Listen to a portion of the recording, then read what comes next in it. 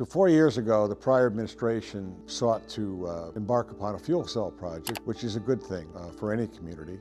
They engaged in negotiations with Axiom, which is a fuel cell manufacturing facility based in South Windsor, Connecticut. Good company.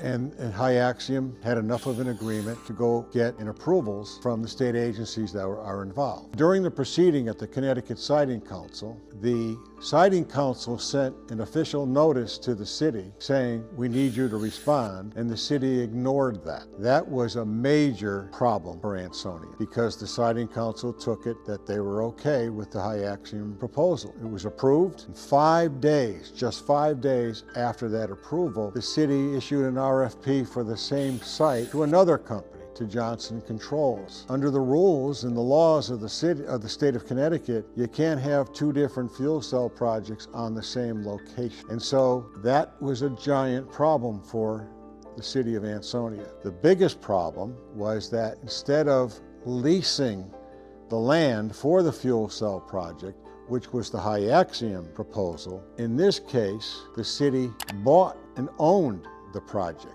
And before they had any approvals, without a public hearing, without any deliberation or public input, they went out and issued notes, bonds you could call them, for $37 million.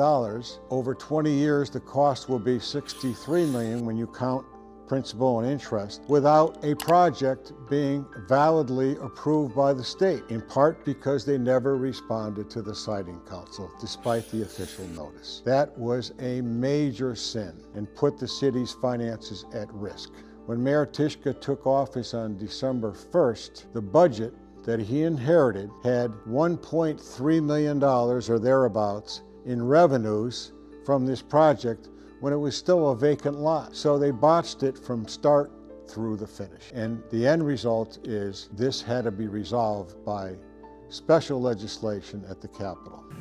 This section is in response to a particularly unfortunate situation in the community of Ansonia. Somehow managed to endorse two fuel cell projects at the same time on the same piece of land. And this is intended to try to sort it out and create an effective path for building fuel cells on this property and to get Ansonia out of the bind that they find themselves in. But I would have preferred that we had a different process with this. But unfortunately, we were obliged to respond thanks to the blatant ineptitude of the former administration that basically ran the community into the ground and left very little choice but for us to take remedial action on behalf of the entire community, which does not deserve to have been served so poorly by that municipal administration. This section would not have been necessary if the people responsible in Ansonia had behaved in any way responsibly. Our two legislators, Senator George Cabrera and Representative Cara Rochelle, were stalwart champions of helping us get this accomplished. And now we're not out of the woods yet, but we're very close.